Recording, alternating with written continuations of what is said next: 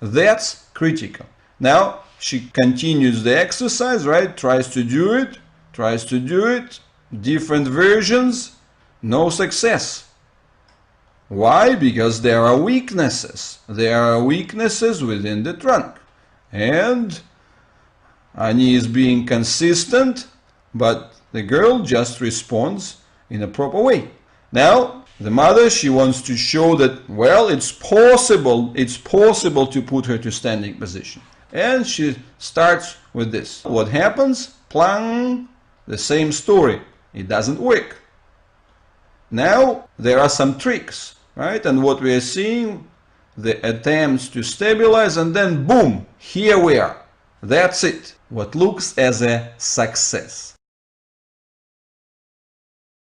Now, are we going to be fooled by this?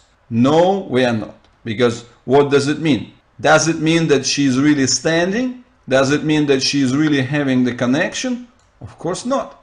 It's not the real connection. We're going to see on the other pictures that within the total set of weaknesses that she has around the pelvic connections and within the lumbar spine, on top of this there are extreme tensions of the lumbar, and that's what she uses in those fake standing combinations. But you can see the moment this little girl doesn't engage the tightness of the back, the legs themselves, they don't do anything. They don't make any positive contribution.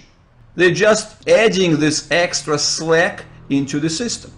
So that's what really has to be understood very, very clearly, that the legs are a liability. This is not a standing on the legs. The legs have a tendency to withdraw. This is the tension of the back, and that could be clearly seen. What is this? This is the extreme tension of the lumbar. That's why she doesn't have the counterbalancing. This is the extreme tension of the lumbar area. So this is the back working as some kind of the prosthetic device.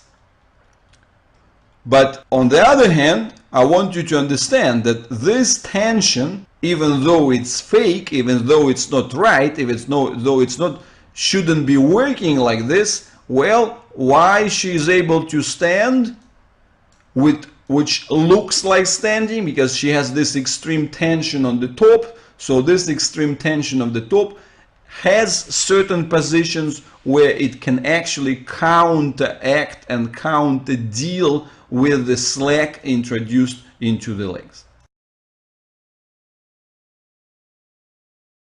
So again, this particular format is not sustainable because, as you can see, this is the extreme tension, this is the extreme limitation of the mobility. And this is important to realize, that if we want mobility, we cannot think the old way. We cannot allow ourselves, we cannot afford this type of reasoning.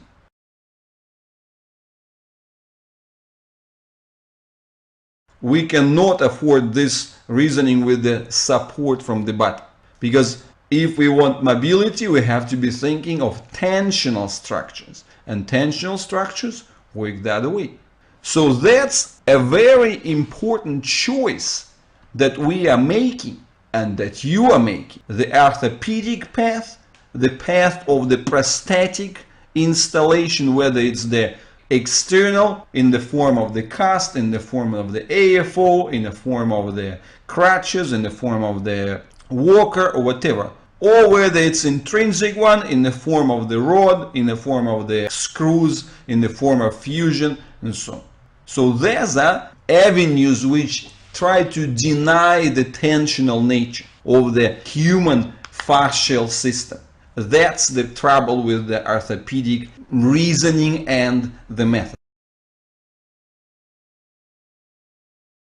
So the way that they answer the question why defines how they go with their how. This is really critical. Remember that the why always precedes the how. That's the way that the science, that's the way that the learning about nature works. when it comes to anything long term, it has to be starting with the why. So again, more views, and all these views, they show us the same thing. This is the extreme tension of the back.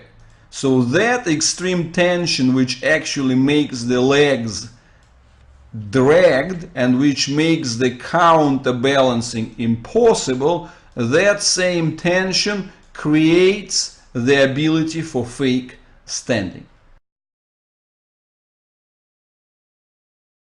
Is it the right way or is it the wrong way? Well, obviously that's the wrong way.